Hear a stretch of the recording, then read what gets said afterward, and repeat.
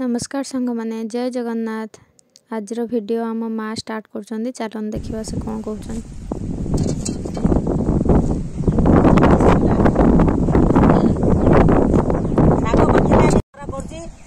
पालंग शाग बैगण बोढ़ी खुमालु खुमालु पकईकि मेची मेची कर लिली एटा की शाग एटा हूँ कुशिला शाग एटा हूँ कुशिला शाग शुक्रवार कले कौन शुक्रवार करती सब फल शुक्रवार करती शुक्रवार कले भल भल फल फलियो काटिदब काटी देकी खरार पकईदब पकई देकरी परियार अल्प पानी दब दर से जाइए शाग पकईदब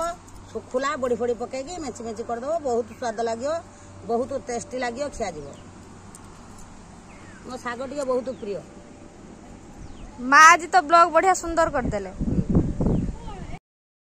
शाग केमी हम तो माँ कहले आपन शुणी थे। चलते आम शागटा को भल भाव बाछि नवा तापर आम जो परिवा पकेबा बैगण आलू सारू भी आपन पकई पारे जहाँ भी परिवा थी पकई खोमा आलू पकईले टे टेस्ट लगे से गुड़ा सब पकई आम सिझेदबा सिझेदेला आम से शाग को काटी देकी भलसे धोईदबा धोईकी रखीदबा कहीं से पानी गड़ी जाए पानी न गढ़ले ना बहुत पानी हो शागटा भल लगे तापर शागटा पकईकि आम टिके समय ढांकी टे सिझेदबा सिझेदेला भल से शाग परिवा को मिक्स करदेला आम से काढ़ी देकी तापर छुंक मारिया फुटण तेल फुटण देदेबा तापर रसुण देदेबा सुखिला लंका रसुण तापर टिके बड़ीटा को आम टे कुटीदबा हाफ